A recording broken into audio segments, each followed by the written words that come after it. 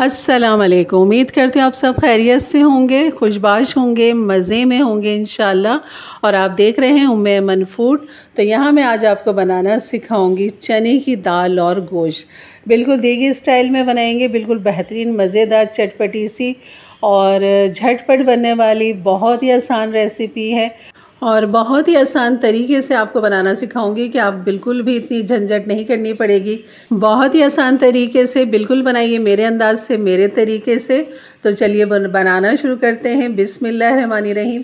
यहाँ पर सबसे पहले हम ले लेंगे चने की दाल, जो मैंने ली है यहाँ पर 250 ग्राम यानी कि 1 पाव चने की दाल ली, जिसे मैंने धो लिया था और यहाँ पानी डाल के इसको पकने के लिए रख दिया है। और यहाँ पर मैंने कुछ भी नहीं डाला, कोई नमक हल्दी कुछ भी नहीं, सिर्फ आपने सादी दाल चढ़ा देनी है। अब आ जाते हैं इसके मसाले की तरफ। और यहाँ पर मैंने हाफ़ कप ऑयल ले लिया है। आप यहाँ घी का भी इस्तेमाल कर सकते हैं क्योंकि दाल घी में बहुत अच्छी लगती है। और यहाँ पर एक बड़े साइज़ की प्याज है, मैंने ले ली है, जिन्हें बारीक स्लाइस कटिंग कर लिया है। प्याज को हमने यहाँ पर लाइट गोल्डन करना है और तब तक हमने प्याज को पकाना है जब तक ये हल्का सा इस पर कलर नहीं आ जाता। और दाल जो है वो आप एक साइड पर रख दें पकने के लिए। उबाल आ जाए तो उसको आप ढक दीजिए और हल्की आंच पे पकने दें। सिर्फ हमने एक कनी दाल में छोड़नी है, दाल को फुल डन आपने नहीं करना है। और यहाँ पर प्याज हमारी जैसे ही लाइट गोल्डन हो जाएगी तो यहाँ पर हम डाल देंगे बीफ का गोश्त।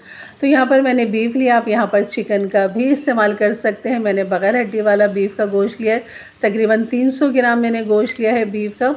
और यहाँ पर गरम मसाले में तेज़पत्ता डाल देंगे 3 अदद, मैंने एक बड़े पत्ते के 3 टुकड़े कर लिए थे। काली मिर्च 5 से 6 अदद, लौंग डाल देंगे 5 से 6 अदद, सफ़ेद ज़ीरा 1 टीस्पून।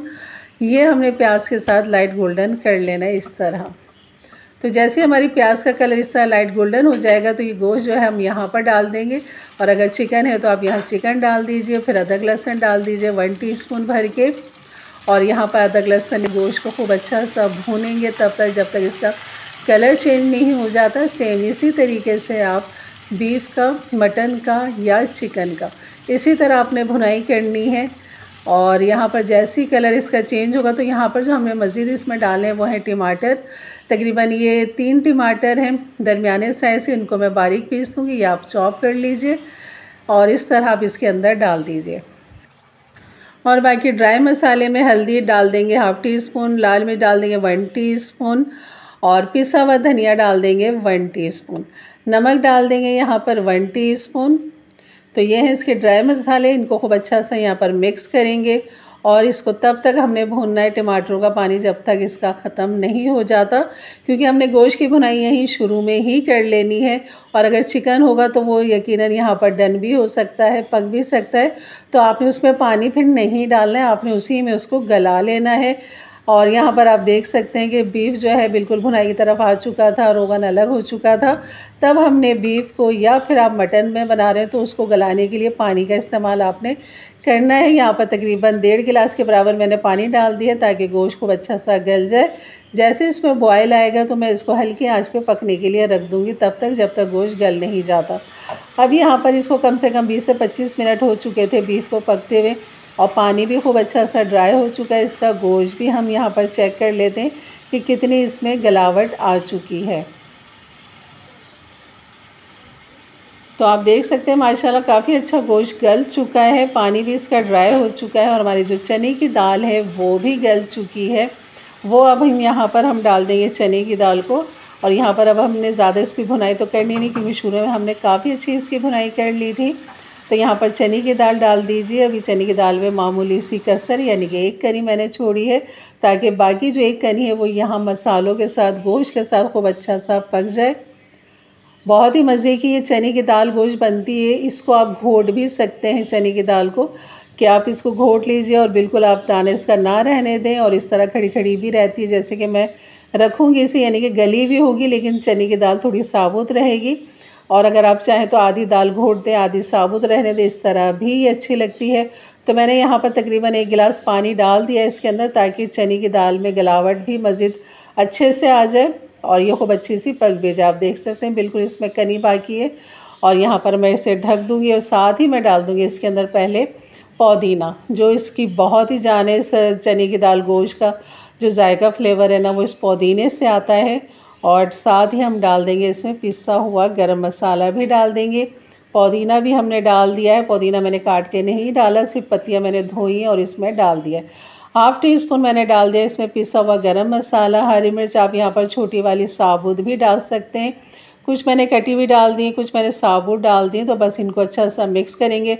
सिर्फ 10 से 15 मिनट में इसको दम पे लगाऊंगी। इसकी दाल की कनी भी ख़त्म हो जाएगी और ये दाल बेहतरीन पक भी जाएगी। तो यहाँ पर ढक देते और फिर आपको इसको फाइनल लुक दिखाती हूँ।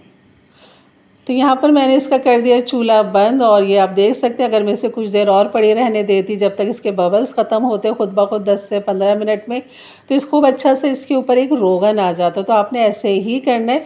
चूल्हा बंद करने के बाद आप ढक्कन मत उठाइएगा, आप पड़ा रहने दें ऐसे 10-15 मिनट के लिए, तो इसका रोगन बहुत अच्छा ऊपर आ जाएगा।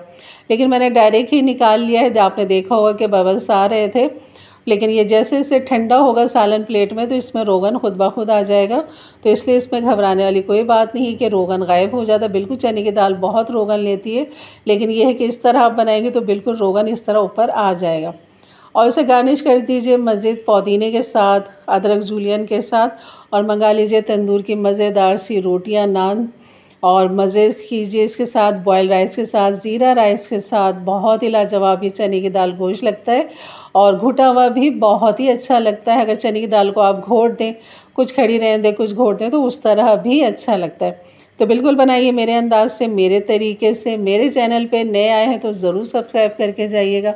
बेल के बटन को क्लिक कर दें, ऑल के बटन को प्रेस कर दें, ताकि मेरी वीडियो की नोटिफिकेशन हमेशा आपको सबसे पहले मिले। अपने फैमिली फ्रेंड में भी ज़रूर शेयर किया करें, ताकि उनके लिए भी आसानियाँ पैदा हों और वो भी इस तरह की मज़ेदार सी रेसिपी अपने लिए बना सकें।